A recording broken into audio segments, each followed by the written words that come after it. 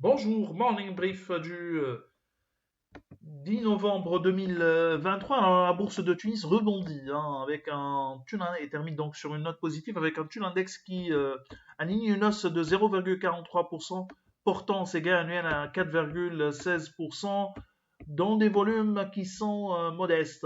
Seulement 1 564 000 dinars échangés sur le marché central où SH était encore le titre le plus actif avec un volume de 335 000 dinars, 124 000 dinars sur Star BNA qui était parmi les titres les plus actifs avec un volume de 116 000 dinars. Pour ce qui est des principaux écarts de la journée, on a Monoprix qui a une hausse de 5,59%, Servicom gagne 4,76%, Sotemaï prend 4,48%, Eurocycle remonte de 3,48% et SAH qui progresse de 3,46%. Côté baisse, on a SAD qui recule de 3,95%, 3,70% de repli pour Electrostar.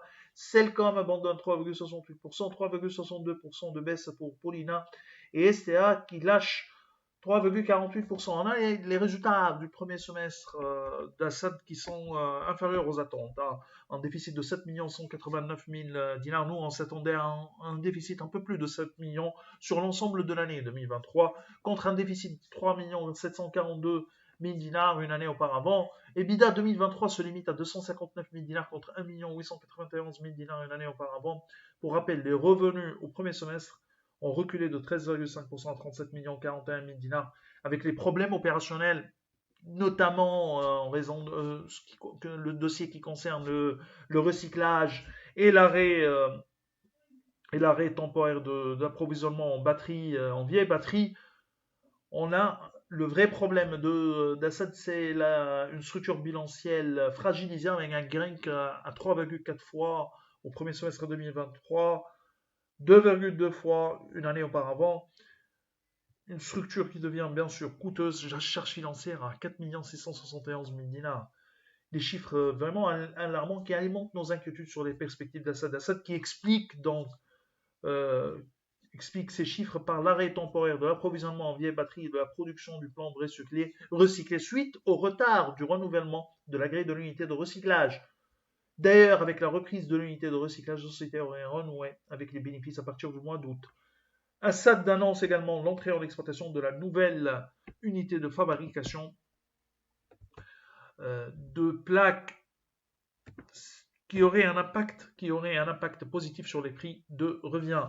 Le fabricant de batteries annonce qu'un plan de restructuration financière est actuellement en phase d'étude.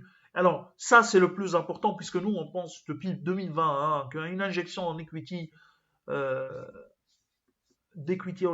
equity, c'est-à-dire d'equity frais, est, à notre avis, inéluctable. Tu peux pas penser, ou Assad devrait penser en premier lieu aux problèmes financiers, c'est-à-dire la restructuration financière, et mettre en place son plan industriel, son nouveau plan industriel, tenant compte d'un fait que le secteur automobile, donc tout ce qui est lié au secteur automobile est en phase de mutation, c'est-à-dire on est en phase d'une nouvelle révolution technologique, notamment avec les voitures électriques et les batteries, les différentes batteries, en particulier le lithium.